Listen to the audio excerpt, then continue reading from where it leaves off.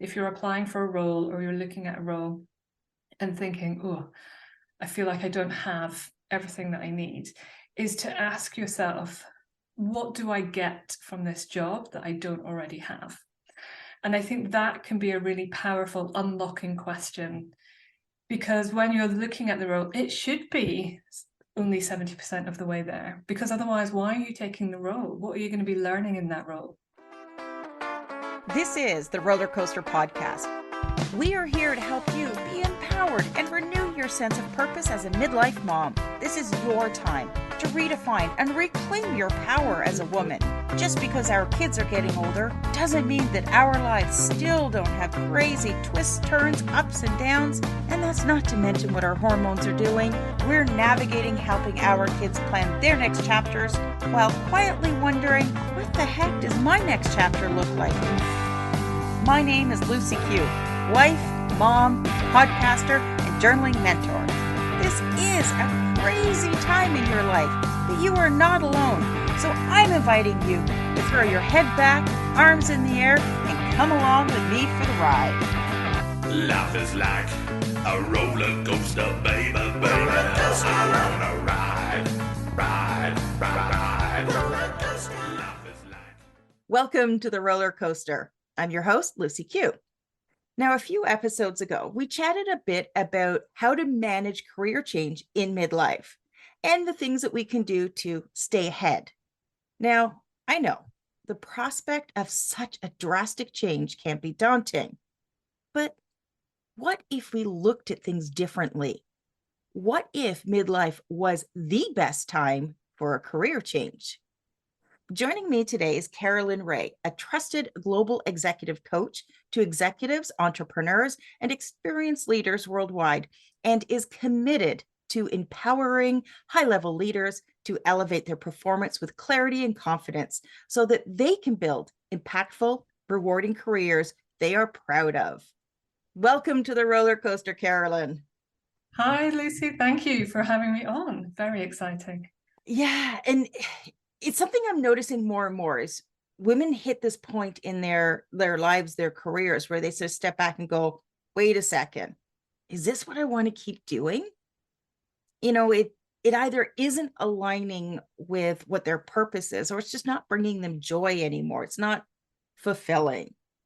But they don't always make those moves because what's scary, and a lot of the times we wonder, well, is it just too late? So why would you say that midlife is that best time to make a career change? Yes, you're absolutely right. I think there's a lot of evidence around, top performers hitting that plateau, and it's often because they're not being challenged in the right way anymore. So the brain's not getting those dopamine shots that it needs. And I think what's really challenging about it is that when that stagnation starts to set in and those questions, you start asking yourself those questions. And I definitely did this in my career when I was like, well, I'm in a really recognizably successful role, doing a really fun, what other people might consider to be fun.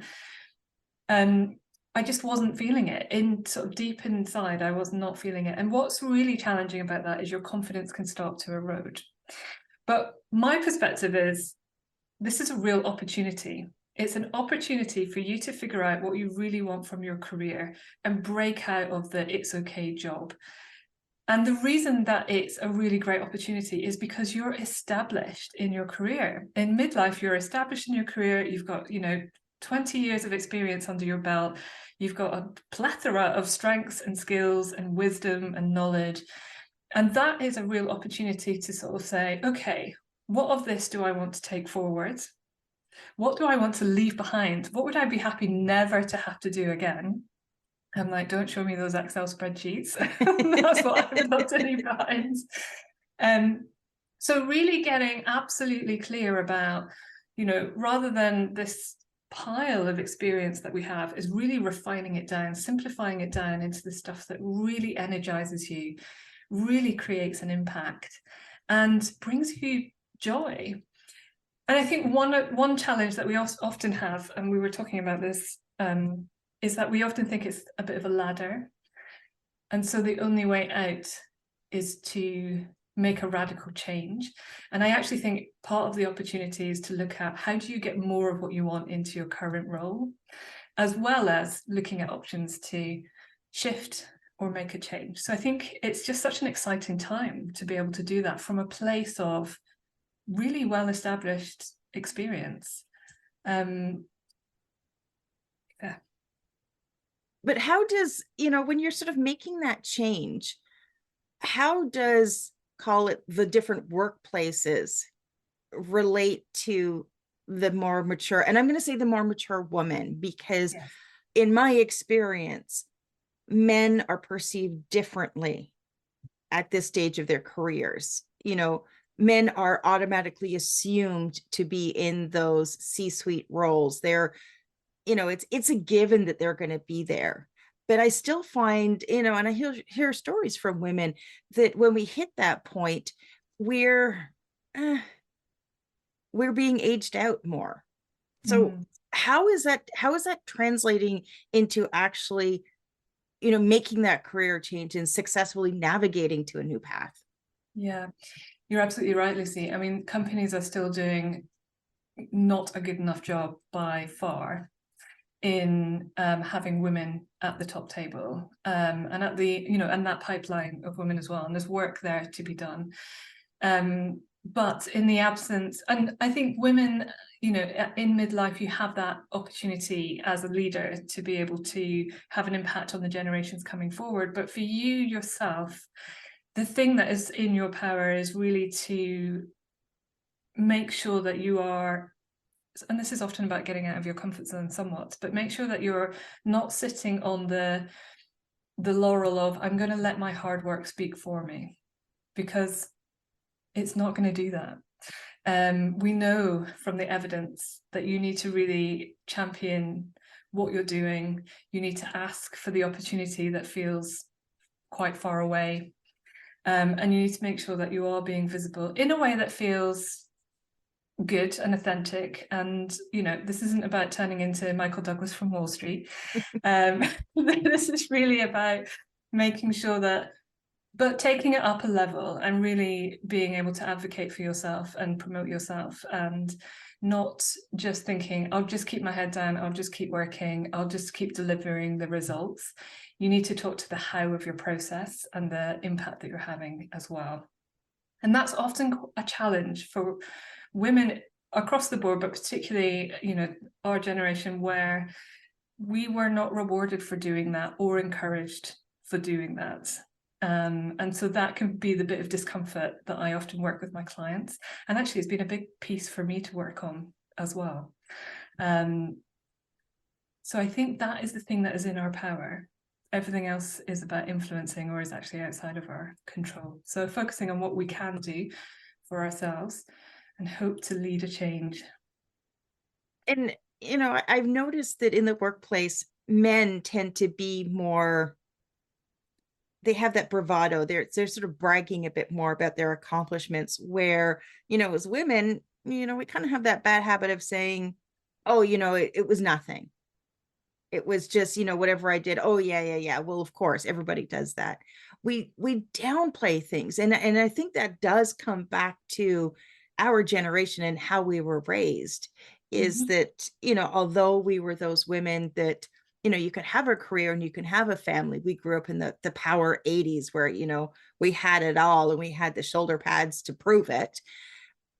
But that's not really translating into the workplace. So it's, it is making our own behavioral shift in saying, no, I did this. And it's taking that ownership, because a lot of the time women will say, they'll contribute it to their team. It was a team effort. It was this, it was that, where men will be like, no, I did this.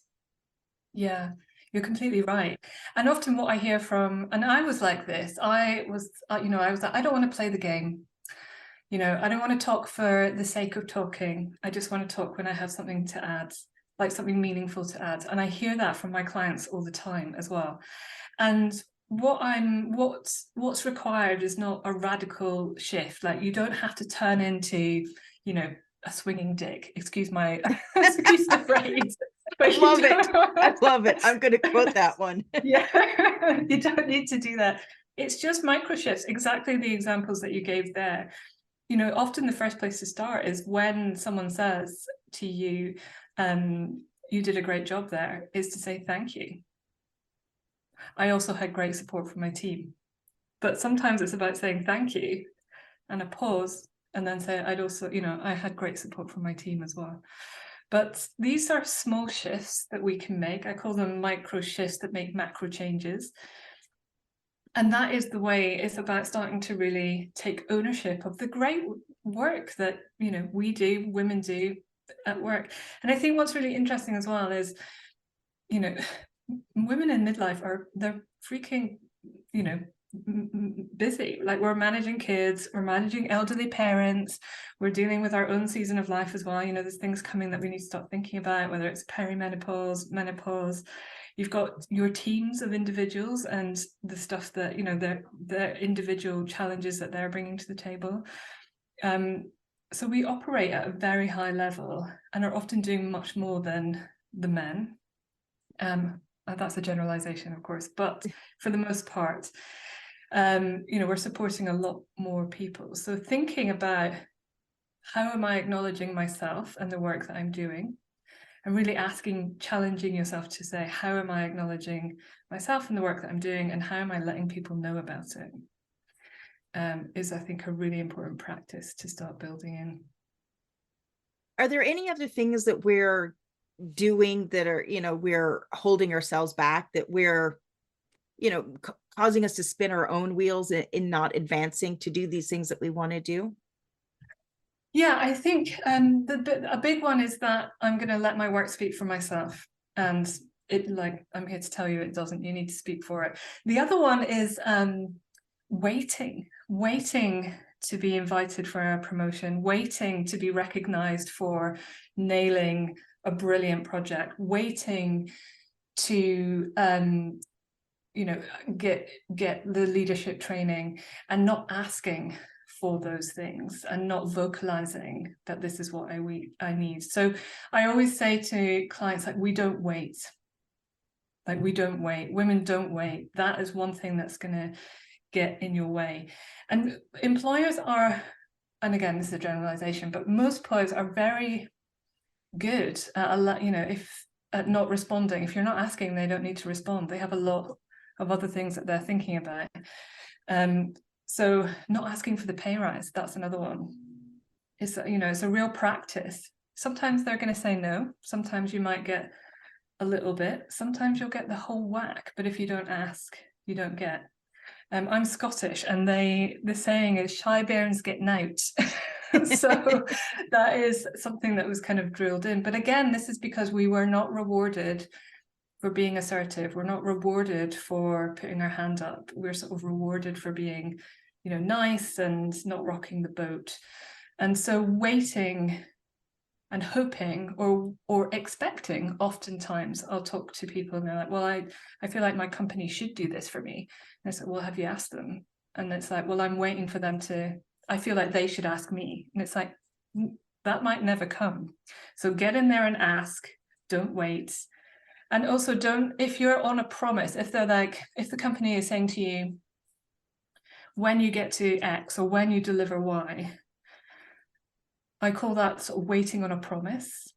Make sure if that you have that sort of promise, you know, when you get to X, when you get to Y, once you've delivered this project, put people in a process. Make sure that people are, you know, your boss is, you're meeting your boss regularly about that exact target. So when will we have a discussion about it? What exactly do I need to do? I think what I see quite a lot is women being on this promise of promotion, but it just rolls on and it rolls on and it rolls on and nothing ever happens about it. So keeping yourself and your boss and the company accountable, and don't wait. Get asking. Get asking is the other one. Somebody else mentioned in another episode that when it comes to making a career move, where women may look at a job description, and unless they have a good 80 to 90% of what they're asking for, they won't apply for it. But men, if they have even 30 to 40% of what's being asked for, they will still apply for it. And I think that just speaks to the difference on, I guess that comes back to the same old, where, women are always thinking that we have to be perfect and tick all of the boxes in order to be good enough for something. Right. I remember one of the darkest days of my life, the day I hit rock bottom. When I went searching for answers on how to get myself out of that dark place, I discovered journaling. But when I tried to put pen to paper, I didn't know where to start. I had no guide or method to help me express what I was feeling. The only thing that I had was the blank page of my journal staring back at me. It took me years to figure out the proper journaling method so that I could understand who I was, what I wanted, how I thought, and how I felt. That is why I've taken everything that I've learned and turned it into a guide that will not only help you start your journaling journey, but will also help you start each day with purpose and gratitude. This guide is filled with growth tools, personal resources, and guided journal entries that will help you understand who you are, what you want, what you're thinking, and what you're feeling. You can find your journaling journey, your guide to starting each day with purpose and gratitude, on Amazon, and check out the show notes for links. Order your journaling journey today and discover your true self. Right. Yes, you're absolutely right. And this is like, it's really well evidenced, that sort of difference between gender difference in terms of the applications. And there's two things. So this is something I share with my private clients. One question that can really help you here, if you're applying for a role or you're looking at a role and thinking, oh, I feel like I don't have everything that I need, is to ask yourself, what do I get from this job that I don't already have? And I think that can be a really powerful unlocking question, because when you're looking at the role, it should be only 70% of the way there, because otherwise, why are you taking the role? What are you going to be learning in that role? What's new? And again, this is what's great about at Midlife, because you'll have a brilliant depth or set of skills and strengths and experience. And so the question is, what am I going to get from this role?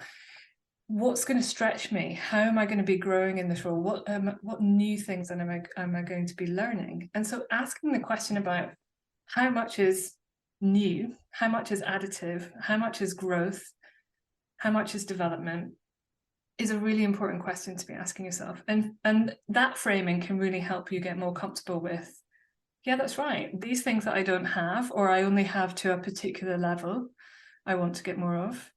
That's what I want from this role. And I'll be bringing all of this value already to the table. So that switching of that framing can be quite powerful, but also stops you getting stuck in your role and feeling unsatisfied. Because if you're just moving like for like, or like for, a little bit different, that's going to sort of run out of fun quite quickly.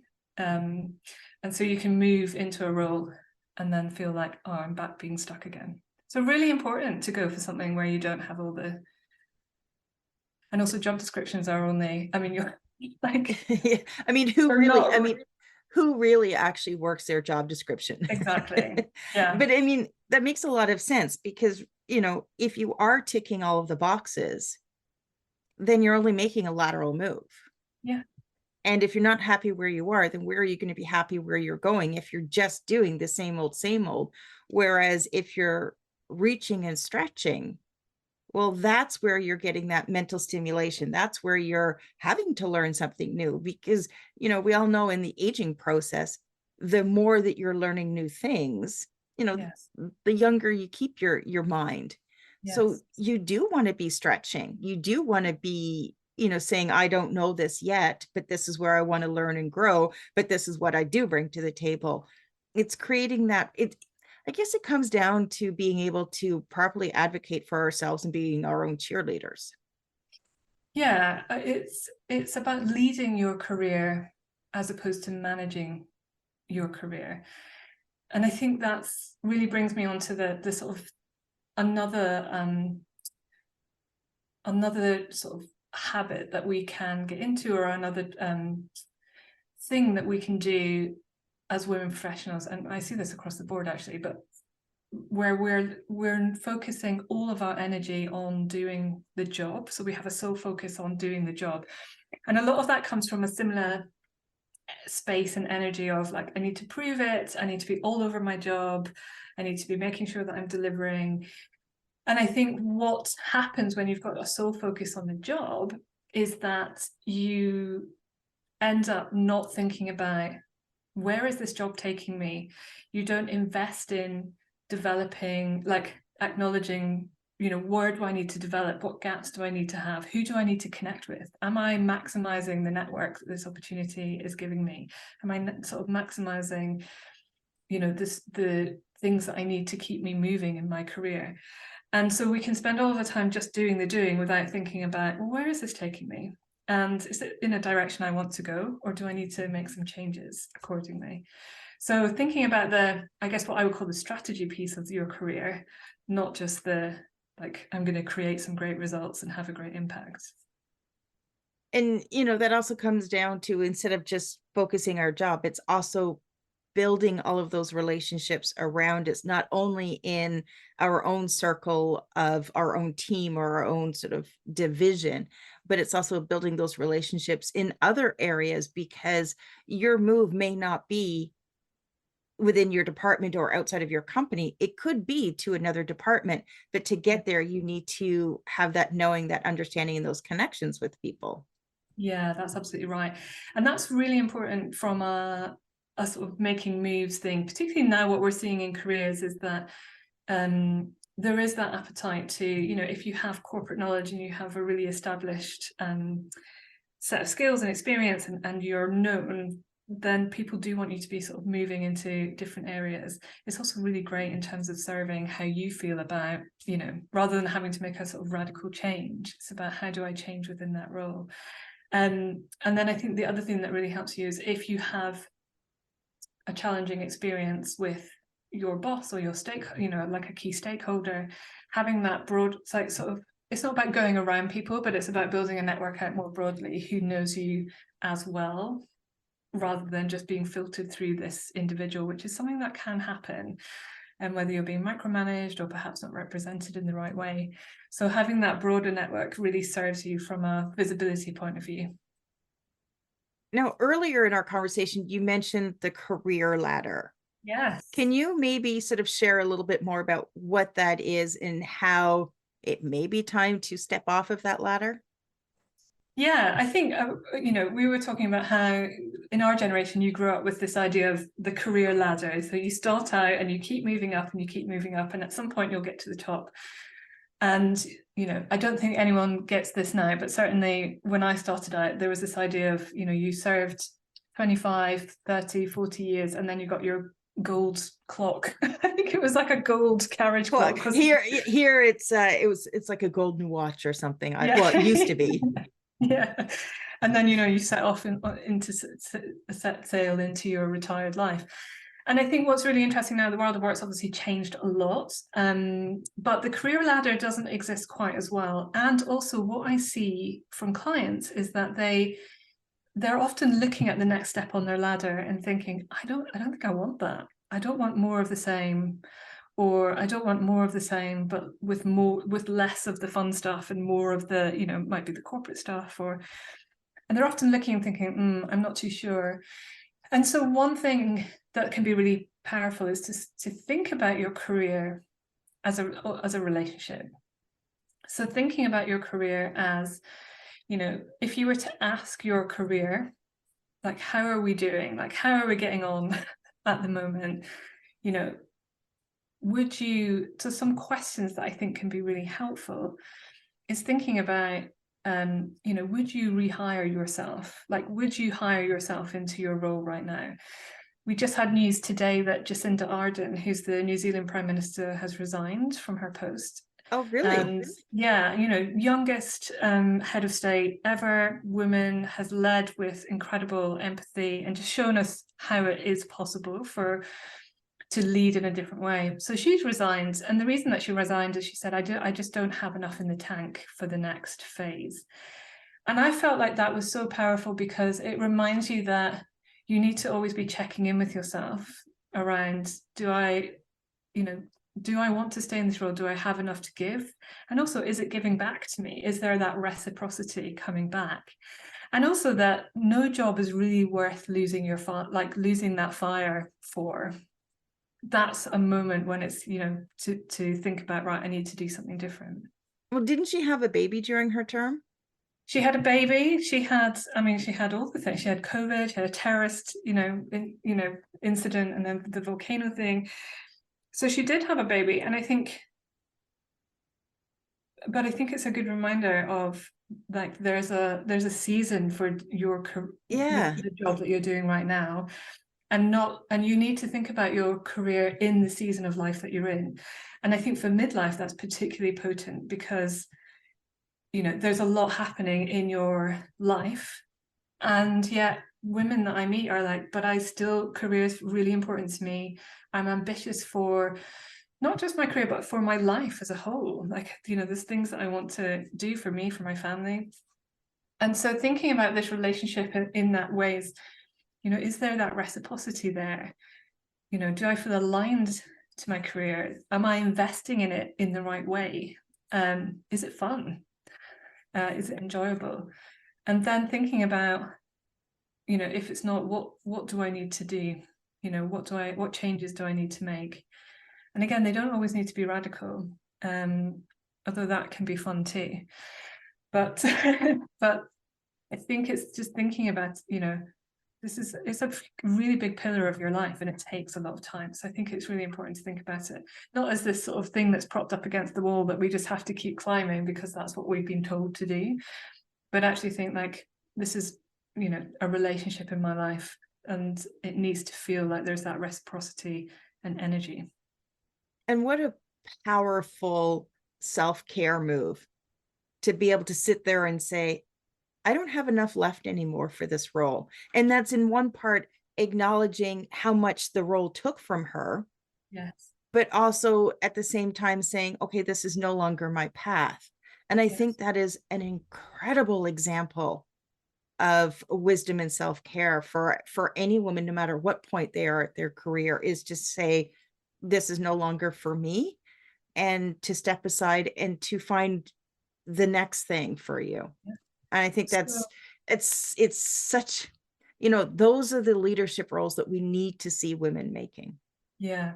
And you're right, it's so powerful. And I think it's an example of wisdom and self-care and self-leadership, because it's not easy. It would be easy, well, not say it would be easy for her to stay, but it's hard to stand up and say, I don't have, I'm not the right person for this next season, next.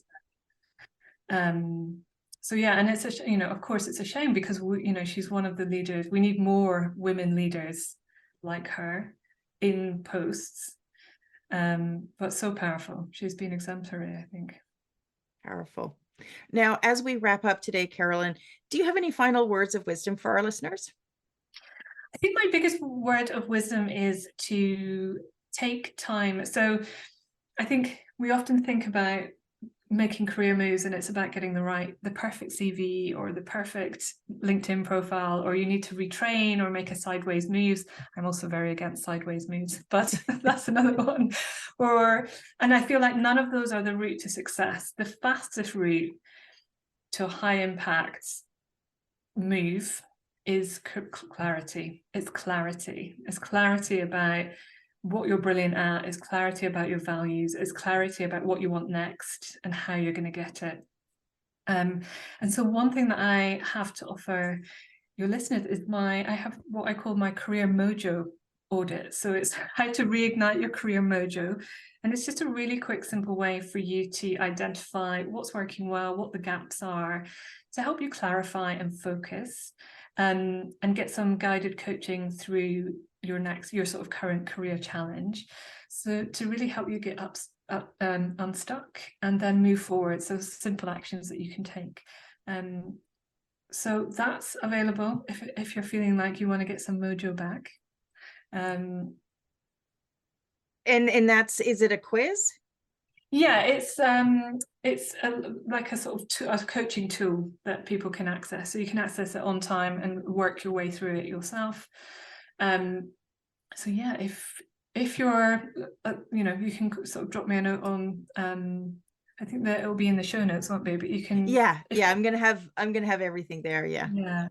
But if you're like me, listening to podcasts on the move, you can sort of drop me roller coaster on LinkedIn, and I'll pop it to you. So.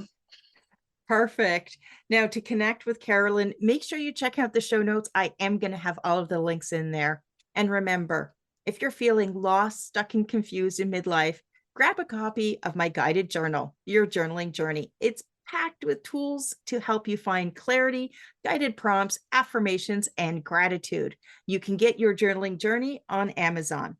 I'd like to thank you, all of my listeners, and Carolyn, thank you so much for joining me today. Thank you for having me.